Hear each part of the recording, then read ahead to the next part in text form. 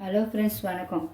மணி 3 ஆச்சு. ரொம்ப பசி. என்ன பண்ணலாம்னு பார்த்தேன். சரி, ஹெல்த்தியாக ஒரு டிஷ் செஞ்சு சாப்பிடணும். கோதுமையிலே நம்ம ஒரு போண்டா மாதிரி செஞ்சு சாப்பிட்றோம். அதுக்கு அளவு வந்து ஒரு கப்பு எடுத்திருக்கேன். சின்ன, ஏன்னா எனக்கு ஒரு ஆளுக்கு தான் ஒரு கப்பு கோதுமை மாவு எடுத்திருக்கேன். அதுக்கு டேஸ்ட்டு சுவைக்கு வந்து சுவைக்கு ஒரு பிஞ்சு உப்பு, அப்புறம் அதுக்கு தேவையானது வந்து ஒரு வெல்லம், ஒரு சின்ன அரை வாழைப்பழம். எந்த வாழைப்பழம் சரி, இனிப்பான பழம். நான் வந்து செவ்வாழை தான் எடுத்துருக்கேன். என் உடம்புக்கு நல்ல ஹெல்த்து பார்த்திங்கன்னா, அதனால் செவ்வாழை எடுத்திருக்கேன். இதை அப்படியே இந்த வெள்ளத்தோடு போட்டு மிக்சியில் அரைச்சிடும். தேங்காய் சுவைக்கு தேங்காய் வந்து இப்போ லைட்டாக வறுத்துருவேன். வறுத்துட்டு அதிலே போட்டு இந்த 3த்தையும் அரைச்சிட்டு அடுத்தது உங்களுக்கு சொல்கிறேன். தேங்காயும் வறுத்துடுவோம்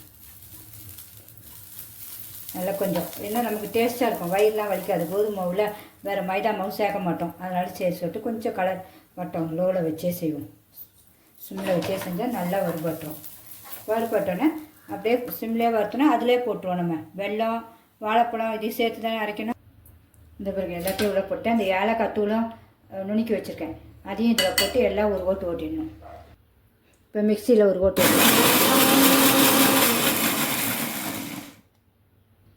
இப்போ அரைச்சதில் இந்த கோதுமை மாவு வச்சுருக்கோம், அதில் போட்டு நான் எல்லோரும் மைதா மாவு தான் செய்வாங்கண்ணே. இது நம்ம இதிலே செய்வோம். நான் வந்து சும்மா கையில் தான் செய்ய போகிறேன். கரண்டிலாம் வேண்டாம். ஏன்னா நம்ம கையில் கலந்தாலும் சூப்பராக வரும். நம்ம கலந்து பார்ப்போம். இந்த சோடா மாவும் கிடையாது. எவ்வளோத்துக்கு டேஸ்ட்டாக இருக்குமோ அவ்வளோ டேஸ்ட்டாக இருக்கும். இது பத்தலைன்னும் போது கொஞ்சம் லைட்டாக தண்ணி மட்டும் தெளிச்சுங்க. இப்போ எனக்கு கொஞ்சம் தண்ணி தேவைப்படுது. தண்ணி கொஞ்சம் ஊற்றிக்கிறேன். இது ரொம்ப டேஸ்ட்டாக இருக்கும், சுவையாக இருக்கும். சாப்பிட நல்லாயிருக்கும். இந்த போண்டா 5 நிமிஷத்தில் ரெடி ஆகிடும் பாருங்கள். ஸ்கூல் போய்ட்டு பிள்ளைங்க வந்தாலும் சுட்டு கொடுக்கலாம். அப்புறம் நமக்கு வயசானவங்களாம் வீட்டில் இருந்தால் பசிக்கும்ல, அவங்களுக்கும் இன்னும் கொஞ்சம் நமக்கு அந்த எடுத்து போடுற பக்குவத்துக்கு இருக்கணும். கரைச்சி வச்சுக்கணும். இவ்வளோதான். இதை நம்ம இப்போ போண்டா மாதிரி போட்டால் சூப்பராக வரும். இதில் கூட தண்ணி லைட்டாக இருக்குது. இதில் கலக்கி ஊற்றிடுவோம். நமக்கு ஈவினிங்க்கு சும்மா பசிக்கும் போது இதை சாப்பிட்டு போயிடலாம். கடையில் போய் அதை வாங்கு இதை வாங்குன்றதுக்கு ஹெல்த்தியான டிஷ். ரொம்ப பிடிச்சிருந்தா உங்களுக்கு ஒரு லைக் பண்ணுங்கள் எனக்கு. ஓகே,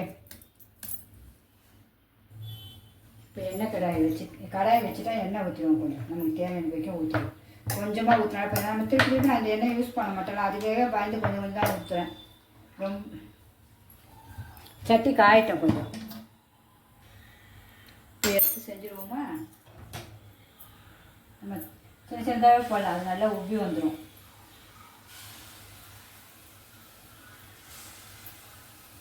ரொம்ப சுவையாக இருக்கும். இது சப்போஸ் உங்களுக்கு எண்ணெயில் செஞ்சு சாப்பிட பிடிக்கலன்னு வச்சுக்கிங்களேன், அதுக்கும் ஒன்றே ஒன்று செஞ்சு காட்டுறேன் உங்களுக்கு எப்படின்னு.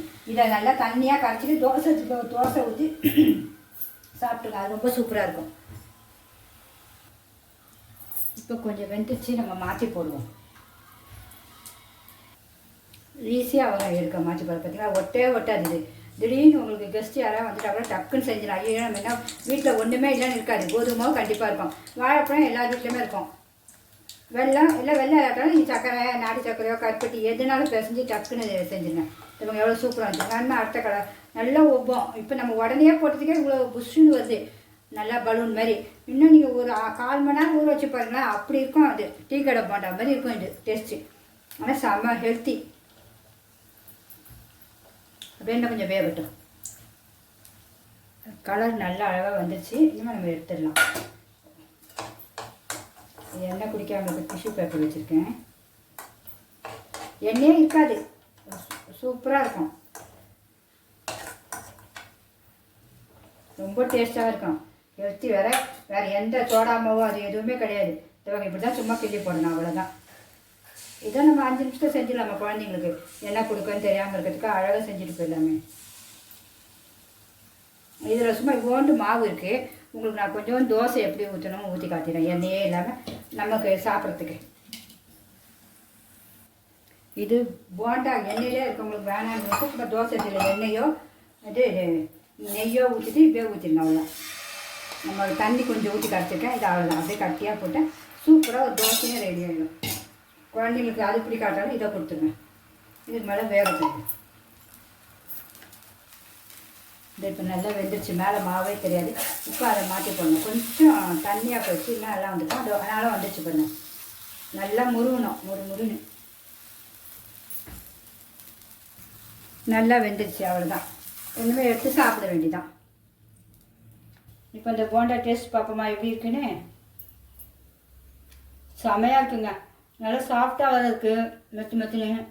நம்ம 5 நிமிஷம் செஞ்சுட்டோம் பாருங்க. இது நம்ம எண்ணெயில் போடாமல் வச்சு இது பாருங்க, தோசை சட்டியில் போட்டு இதுவும் சாஃப்டாக இருக்குது பாருங்கள். இதுவும் டேஸ்ட் பார்த்துருவோம். ரொம்ப சூப்பராக இருக்குது. எல்லாருமே செஞ்சு ட்ரை பண்ணுங்கள். உங்களுக்கு பிடிச்சிருந்தா லைக் பண்ணுங்கள். ஓகே, பாய்.